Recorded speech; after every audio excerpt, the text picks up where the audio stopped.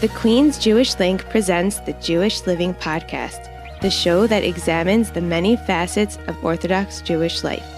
Here's your host, Izzo Zwirin. Well, Pesach is almost here. Time to clean every inch of your house, pay $6,000 for crackers, and eat nothing but lemon and chocolate lollies for 8 days. There are many traditions we have around Pesach, but one of my favorites is buying a new Haggadah. For a good 10 straight years of my life, I would buy a new Haggadah before Pesach, lest I repeat a Dvar Torah I said last year. With that said, I'm excited to welcome our guest this week, who made a name for himself with the release of his first Haggadah, and is now back with another. My name is Moshe Rosenberg. I serve as the Rav of a wonderful shul in Kew Gardens Hills called Eitz Chaim. I also teach at a wonderful yeshiva called SAR in the Riverdale section of the Bronx. And I love writing. And I think I'm here in that capacity as a writer who tries to combine different disciplines to help spread Torah and deepen people's understanding of it. Rabbi Rosenberg released the unofficial Hogwarts Haggadah back in 2017, and will be telling us about his new Haggadah that was just released this past week.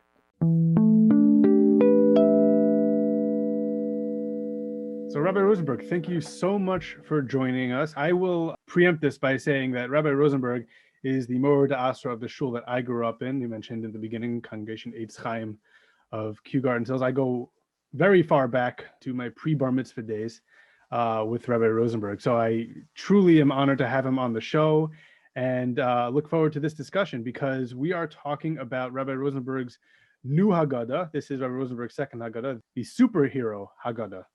So before we get to that, I just want to get a little bit of a background on your writing style and the path you took to get here. This is your fourth published book. I don't know how many books you've had that aren't published, but I know this is the fourth one that I could find on Amazon. So if you can give us a little bit of a background on the other three books that you had, and then a little bit of an introduction to this one. Well, first, I'd like to say that it's really such a joy to be on a program that you, Izzo, are doing and now so successfully for so long. It gives me a sense of pride that someone who grew up in my shul is reaching out in such novel and effective ways to the community. If you would also mention that you have for quite a few years been our Baal Musaf on the Yomim Noraim, and you've also been a coordinator of a beautiful singing group, an a cappella group called Yedid Nefesh, which came for a good number of years every Shabbos Shira, and made the Shabbos live up to its name through beautiful, beautiful music. And I hope that after this pandemic is just in our rear view mirror, we'll be able to continue that type of tradition, and we'll have to have you guys in for a reunion, which is the style these days also. Absolutely. Well, some of us have been strewn around the country, but we'll try to make it work. Than the stars of West Wing, I think. They could get back together, so could you. Absolutely. We'll go through one of your older episodes. You'll redo it together and with a little creakiness, but everybody will be very proud. So just about the road taken. I've always been interested in writing, and I've written various articles. There was a time that I wrote articles on behalf of the RCA, the Rabbinical Council of America. And so those articles appeared in various places. And I also once wrote an article when the Harry Potter series was ending, around the time of the seventh book. We were waiting for it to come out. And I wrote something that was published in the Jewish Week on the topic of, if Harry Potter were a midrash, how would it end? And it so happened that the owner and operator of Kitav Publishing saw that article, and he said to me, how would you like to turn that article into a book about Harry Potter? I had never seen myself in that light, but that was a challenge. And so it took a while, with false starts and so forth, but eventually that became the first book, which is called Morality for Muggles. Ethics and morality in the Bible and the world of Harry Potter, something along those lines. Okay, and thank God it was nice, but because it doesn't have pictures or a special hook, and there was limit to how much this particular publishing house could publicize it, it had a limited circulation. And it could have just been the beginning and the end. But then I've been doing a lot of things with Harry Potter, with my students. Harry Potter nights and Harry Potter writing clubs and references in class to Harry Potter. And eventually the idea just struck, why not do a Harry Potter Haggadah as well? And it happens that I have my own built-in editorial and publicity staff in my family. My son is a writer by profession. My oldest daughter is the best copywriter and publicist that I know. Not that I know that many, but she's amazing. And I will add, she also has her very successful podcast as well. Yes, she's also a podcaster, yes. And all of my kids were into Harry Potter. So it was like a family project. And that's one of the nicest things about all of these books. All of my family got into it. And it felt like this was something we could do together. And then I was fortunate to find an unbelievably talented graphic artist to lay it all out. Her name is Aviva Shur, and she lives in Los Angeles. I came upon her serendipitously because I was visiting my brother in Los Angeles, and I saw a nice piece of literature in a shul, and I saw the name of the person who put it together, and it was somebody I recognized from YU, Rob Shur. So I contacted him, would you like to do something with me? And he said, that's more up my wife's alley. And so now the Haggadah we're doing now, the Superhero Haggadah, is the third volume we've done together. There was the Harry Potter, not the Harry Potter, but the unofficial Hogwarts Haggadah, and then there was the unofficial Muggle Megillah, and now the Superhero Haggadah, a story of signs and marbles. Okay, so this is obviously, as you mentioned, this is your first foray outside of the Harry Potter world. Now, for me as a kid, of course, most people my age loved Harry Potter growing up. Harry was about the same age as me as the books were coming out, so it was a really easy thing to link up to. But I always thought of Harry Potter as could have easily been a story about a kid whose parents died tragically and was raised by his non-Jewish family, and finds out when he turns 13 that he was actually Jewish, and he was invited to go learn in a yeshiva, and he had to go wear this new weird clothing, and he had to get these books that he's never heard of before and enter a part of town that you never really even noticed existed before to go buy those books. It was a very easy parallel. Sounds to me like you've got a good book there. I think yes. You ought to write that book. Yes, I've been thinking about that forever, and my wife has also been thinking about that forever separately, and then we also got married after that, and then we still didn't do anything about it. Hillel Potterfeld, whatever, never mind. But superheroes seems like not as easy of a comparison. When you think of Harry Potter, it's, it's a story of the oppressed being able to break free from the tyrant and triumph, the underdog over the oppressor. It's a very easy thing to compare to Pesach. How do we do that with superheroes? That is an excellent question. And if you had asked me when I published the Harry Potter one, if I would ever do the same thing with superheroes, I would have laughed in your face, because it was not a genre that I was interested in. I wasn't interested in watching the movies. But then two things happened. First of all, I promised a prize in a school auction that whoever bought this prize and gave some money to the school, I would write a Harry Potter story which had their kid in it in Hogwarts. And the family that won, I decided I would want the kid to like the story also. That would be nice. And so I asked the kid, what are you interested in? And he said, superheroes. So I went to my kids and I said, like I think maybe I'll do this with Iron Man. Which movies do I have to watch in order to be able to put Iron Man in Hogwarts?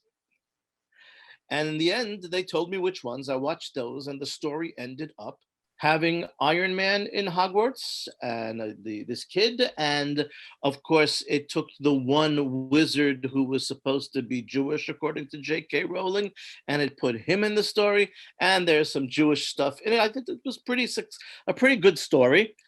And in fact, my daughter actually made an audio recording of it. We hope to put both of them up on our Haggadah site, and people will be able to see if they like them. That was number one. So that was, I dabbled in Iron Man. And then I got cancer. I've been getting treated in various ways for prostate cancer for the last 18 months. And it's an emotionally wrenching type of thing. And my kids wanted to help me feel better. And their idea of helping me feel better is coming up with a list of Marvel superhero movies that they would watch with me. I didn't really have the energy to object at the time. And the main thing was that they wanted me to feel better. And as I watched these movies with them, I discovered that, maybe there's more to this genre than I thought. Because suddenly I started to see that it isn't, just as Harry Potter wasn't really about the magic, the superhero movies were not really about the superpowers. Superpowers were nice, the special effects are great, but what was really at the core is that these are really ordinary people with the same problems of identity. Well, who am I really? Am I Bruce Banner or am I the Hulk? What do I do with the props of my life? Do I hide behind them? Do I hide behind the hammer and the suit and the Spider-Man costume? But what am I beyond the costume? Do I really need that for my identity? And other such questions of, how do you stay together? How do you unite? Avengers assemble. A large part of the entire saga of the Infinity Saga, which is the 23 movies that my Haggadah is really about, the ones with the Infinity Stones at the center, is about the individual Avengers fighting their own demons and getting themselves together. And once they themselves are whole, then they have to stop fighting among themselves. And only once they unite are they actually able to do the mission that they have to do to save the universe. So these types of themes, turns out that they can be pretty Jewish. So first of all, we wish you a complete refuah shlema. I know that complete and shlema would be redundant, but that's how I said it. Maya machronim vasa. Maya machronim vasa. That's right. The question that I have, I think that you answered. We're doing specific superheroes. We're not doing just the concept of a superhero, but we are paralleling the story to. It sounds like the Marvel cinematic universe. Yes. No, we're not doing anything with DC or any other. I am not doing DC. We're taking great pains to make that clear. It's in the introduction, it's in the publicity. We're doing the 23 movies of the MCU, specifically the Infinity Saga. It starts with Iron Man 1 and it goes through Spider-Man Far From Home. Okay. There's a lot more that can be done, and I hope that you and others will write future Haggadahs and maybe Kinos, I don't know, about all of the others. Well, we'll get to where my obsession is a little bit later on in this conversation. But the way that you described how you're doing this, it doesn't necessarily seem like it's exclusive to a Pesach story. Why did you choose to do this as a Haggadah and not as anything else? Because the way that you described it, that could be applied to a lot of different areas of life. It can, but part of the entire project is to make Torah popular and palatable. And the way I discovered almost accidentally that works best is when you can connect it to something that everybody wants during a particular season of the year. Everybody wants a new Haggadah. And you could fit anything almost, except included in anything are many of the themes that relate to the Exodus from Egypt, to Yetzias Mitzrayim, to the Haggadah, and so forth. I mean, in many ways that you would never even think at first glance. I mean, you wouldn't stop to think that Rabbi Elazar ben Azariah says, I am kiven shiv'im shana, I'm like 70 years old, and can connect to the 70 years that Captain America lay under the ice of the Arctic, and the 70 years that Rip Van Winkle was asleep, and the 70 years that Choni HaMa'agel was asleep, and all of them, and that ties into perhaps your Choni HaMa'agel ties into the song that you would sing that I loved so much when you came to our shul, Ilan, Ilan, Bama Avarechacha, the tree that he saw planted and later he saw in fruition. Yes, and if A.B. Rottenberg is listening, we'd love to have you on as well. So yes, so you lead me into my next topic, which is pop culture as a vehicle for Torah learning in general. You mentioned that it's a nice way to get people who might otherwise not be interested. I know you also mentioned that everybody's looking for Haggadah every year. One of my favorite memories of you is touring the YU Sfarim sale around this time of year. I remember this back probably before, when it was in its old location and upstairs in a smaller room than it is now. And you're carrying around a stack of Haggadahs and trying to figure out which one you were going to have to put back for this year. But pop culture as a vehicle for Torah learning, and specifically during Pesach time at the seder. So the two questions that people will have is A, is it just a gimmick? And B, is it appropriate? Well, obviously my answer to both is not a gimmick and yes, appropriate, or else I wouldn't have done it. Right. And the answers are very similar to what they are concerning Harry Potter. And that is, we want people to stay awake and we want people to learn. And if we can do that using tools that are available to us, if these people are reading books or watching movies that have the lessons that we want them to focus on, whether it has to do with time travel or magic or identity or conflict, whatever it has to do with relationships, if they're already seeing it. One rabbinic mentor of mine said, we can't necessarily tell our kids, our students, what to read, but we can teach them what to look for in what they read. We can teach them what to see in the movies. And so they have already done the spade work. They've watched this. They've absorbed these relationships. And if I say, well, the same thing that happened over here is really going on over here, but perhaps it's treated a little bit differently. What happened to Choni HaMa'agel when he woke up? What happened to Captain America when he woke up? How did they reintegrate? Did they reintegrate into society properly? And the answer is very different for the two of those. If you have the 6 stones of infinity, well, is that just happenstance? There's 6 infinity stones and 12 stones in the Kohen Gadol's breastplate.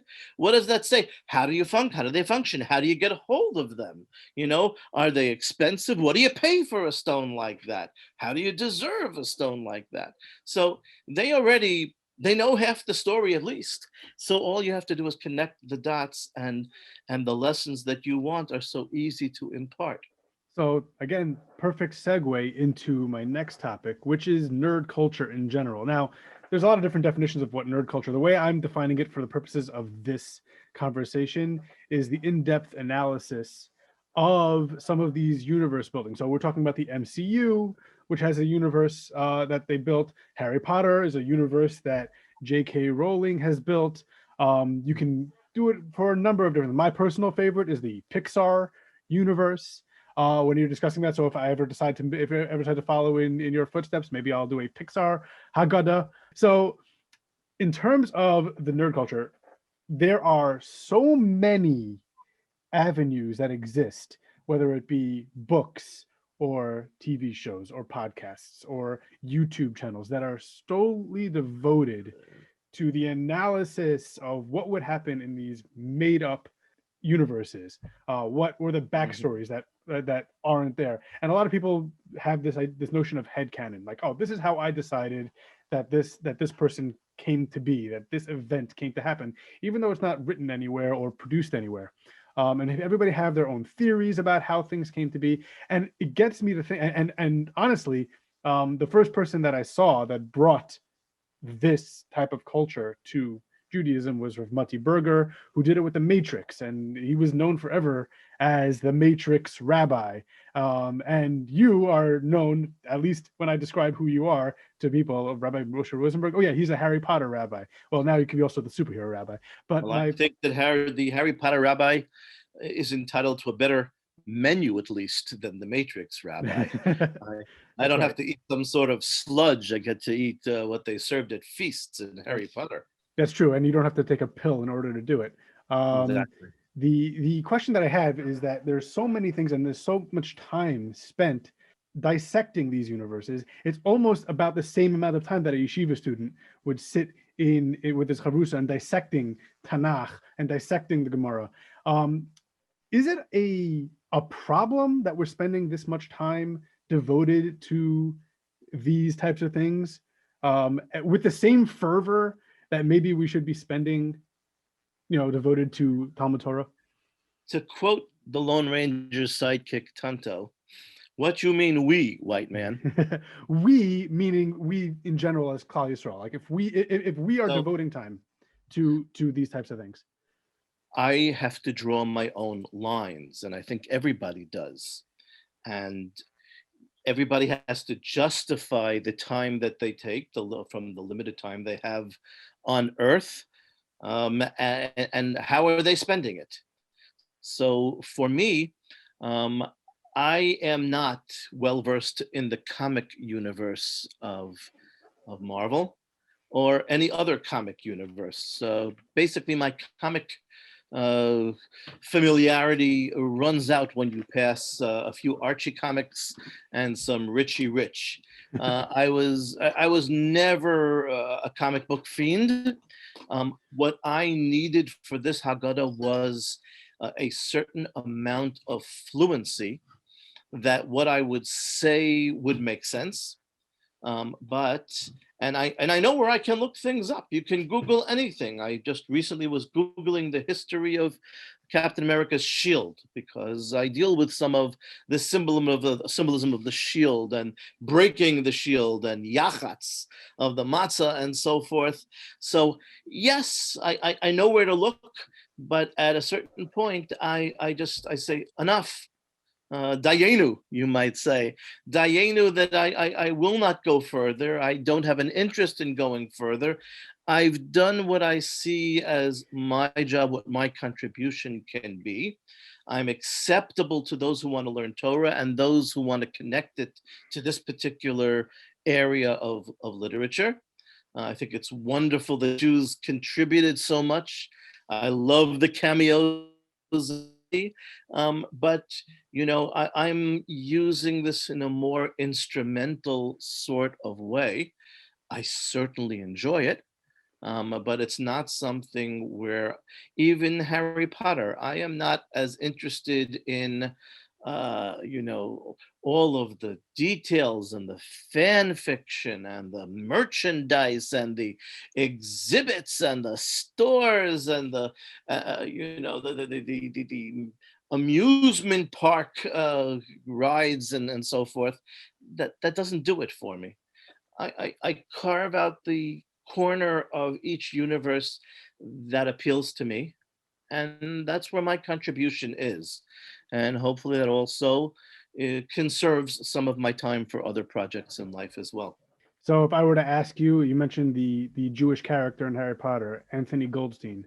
If I were to ask you if he's Chayev Misa, your answer would be? My answer would be that it's very difficult to execute a fictitious character. and that in general, the magic in Harry Potter is the way of dressing up an English boys' boarding school and talking about relationships.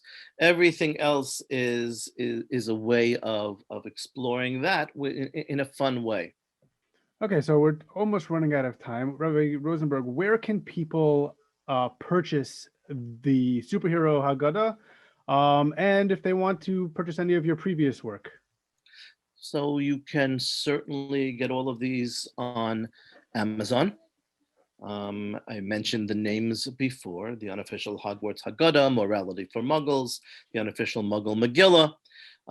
You can go to my newsletter. You can go to rabbirosenberg.substack.com and see what I've written about this and about other things.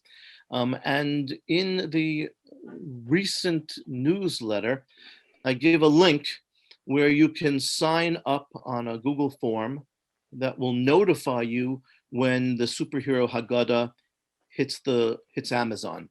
And that way you'll be the first and you'll be able to, God willing, get it before in plenty of time for Pesach.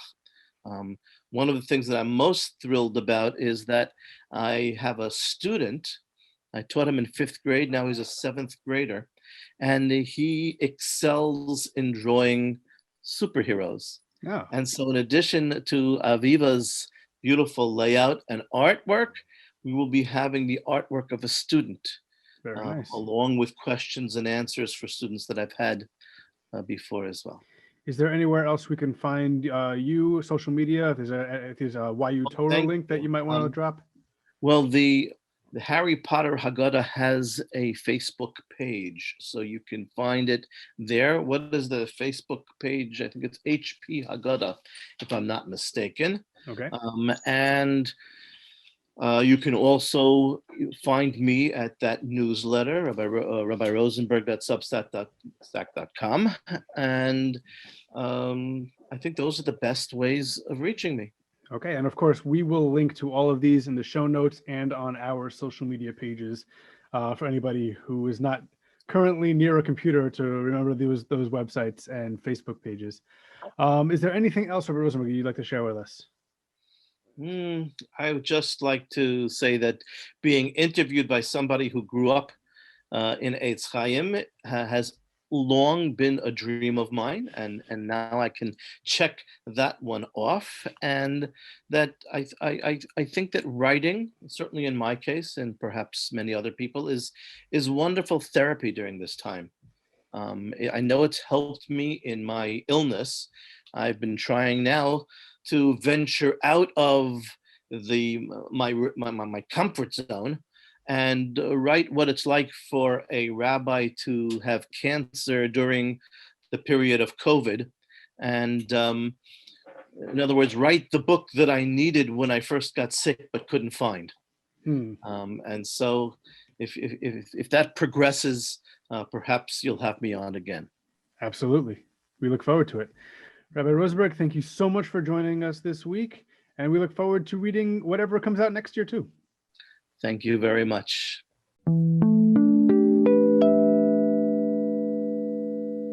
My thanks to Rabbi Rosenberg for joining us this week. Although he said the Haggadah was not yet out, this interview was recorded several weeks ago, and the Haggadah is now available on Amazon, where it currently ranks number 2 in Judaism-related books. If you're looking for a fun new way to look at the story of Pesach, go out and help Rabbi Rosenberg hit number 1. As always, thank you for listening, and Kol Tov. The Jewish Living Podcast is produced by Sreli Paikus. Our theme song is The Band by A.B. Rottenberg. Follow us on Facebook at The Jewish Living Podcast and on Twitter and Instagram at Jewish_living. You can also email the show at jewishlivingpodcast@gmail.com. The Jewish Living Podcast is recorded in conjunction with the Queen's Jewish Link.